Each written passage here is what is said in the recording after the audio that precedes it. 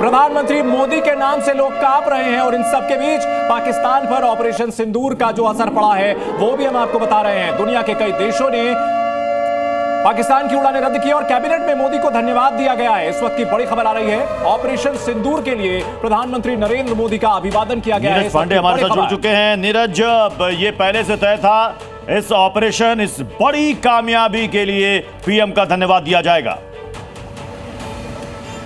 बिल्कुल, जो कैबिनेट की बैठक में जब सारे कैबिनेट के सदस्य पहुंचे और प्रधानमंत्री नरेंद्र मोदी पहुंचे तो सभी ने बाकायदा तालियां बजाकर उनका स्वागत किया, उनको बधाइयां दी इस ऑपरेशन के लिए, ऑपरेशन सिंदूर के लिए उनको बधाई दी।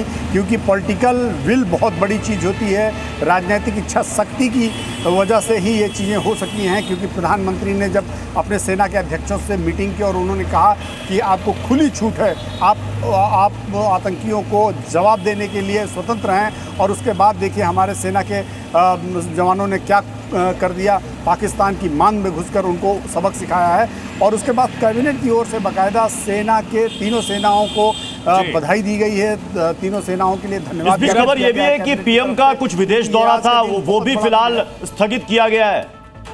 नीरज जी बिल्कुल, सूचना यही आ रही है कि प्रधानमंत्री का अपना अगले एक हफ्ते 15 दिन का जितना भी कार्यक्रम था वो सब बाहर जाने का सब रद्द कर दिया गया। फिलहाल प्रधानमंत्री, चूंकि वॉर सिचुएशन है, ऐसी सिचुएशन में प्रधानमंत्री देश छोड़कर कहीं बाहर नहीं जाना चाहते हैं। यही नहीं, आप देखिए जिस तरह से गृह मंत्रालय ने सभी पैरामिलिट्री फोर्सेस की छुट्टियां रद्द की, सेना की छुट्टियां रद्द हो गई हैं, उससे साफ हो गया है कि भारत अपनी सीमाओं की सुरक्षा को लेकर, अपनी आंतरिक सुरक्षा को लेकर। नीरज, अगर बात की जाए प्रधानमंत्री नरेंद्र मोदी की तो पिछले 15 दिनों में कोई जो है फालतू की बयानबाजी नहीं हुई। पाकिस्तान में लगातार जो है गीदड़ भभकियां दी जा रही थी। पीएम मोदी ने एक सेंटेंस कहा था कि आतंकवादियों को और उनके आकाओं को मिट्टी में मिला देंगे। सिर्फ उस एक सेंटेंस पर इतनी प्रिसाइसली अमल किया गया है कि पूरा पाकिस्तान कांपता हुआ दिख रहा है। बड़ी खबर आ रही है, 4 बजे दफन होगा मसूद अजहर का परिवार। इस वक्त की बड़ी खबर, मसूद अजहर भारत के नंबर 1 मोस्ट वांटेड आतंकी का परिवार साफ हो चुका है। शाम 4 बजे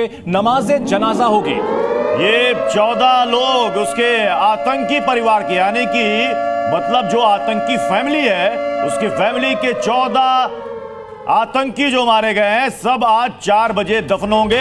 और अजहर मसूद जो है वो रो रहा है, वो कह रहा है इससे अच्छा होता कि मैं मारा जाता। पाकिस्तान की सरकार, आईएसआई या पाकिस्तान की सेना कबूल करे ना करे, मसूद अजहर ने कबूल कर लिया है कि उसके 14 लोग मारे गए हैं। और वो ये कह रहा है इससे अच्छा होता मैं मारा जाता। उसके अड्डे को देख लीजिए, उसके हेडक्वार्टर की तस्वीर भी आप देख लीजिए, हम आपको दिखा रहे हैं कैसे तबाह हुआ। लश्कर का अड्डा खत्म हुआ, जैसे मोहम्मद का अड्डा खत्म हुआ।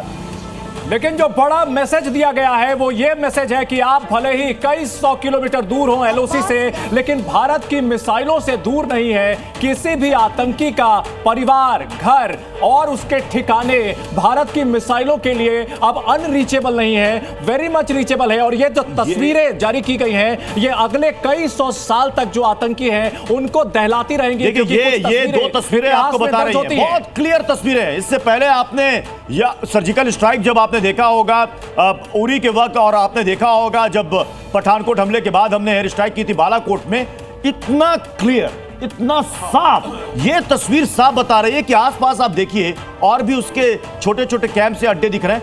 सिर्फ 1-2 जगह पर वो पिन पॉइंटेड, यानी कि जो हेडक्वार्टर है उसको हिट किया जा रहा है। अब जाहिर सी बात है, अब एक 2 लोग तो नहीं गए होंगे, अब खाली नंबर हमें गिनने हैं।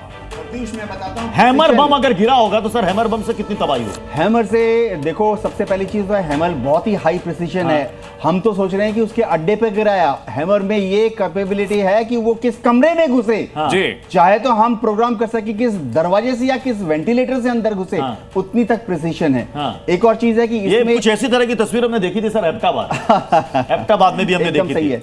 और एक और खास बात यह है कि इसमें जो वॉरहेड लगा है हम सिलेक्ट कर सकते हैं। एक तो होता है कि वो कांटेक्ट पे फट जाए सरफेस पर, हाई एक्सप्लोसिव। दूसरा होता है डीप पेनिट्रेशन या डिलेड फ्यूज लगा के करते हैं।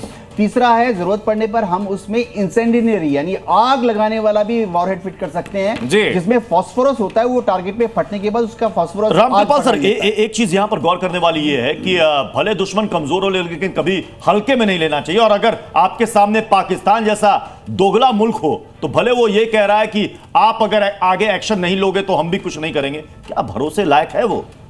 नहीं, खैर पाकिस्तान पे तो भरोसा कभी भी नहीं किया जा सकता, लेकिन जिस तरह से भारत ने आज दिखाया है और जिस तरह से मैं फिर कह रहा हूँ, ये जिस तरह मसूद अजहर कह रहा है कि मैं मर गया होता, ये पूरे आतंकवादी समूहों को और जिस तरह से पूरी दुनिया ने भारत का एक तरह समर्थन किया है, ये आतंकवादियों के कैंप में एक मैसेज जा रहा है जी कि तुम अंततः हारोगे, तुम हासिल कुछ नहीं कर सकते सिवाय इसके, अजहर की तरह इससे अच्छा होता मैं मर जाता। आज मसूद अजहर और इसलिए ये आतंकवाद की हार है और ये लोकतंत्र की, मानवता की सबसे बड़ी जीत है। बिल्कुल मानवता ये की बहुत जीत बड़ा है संदेश क्योंकि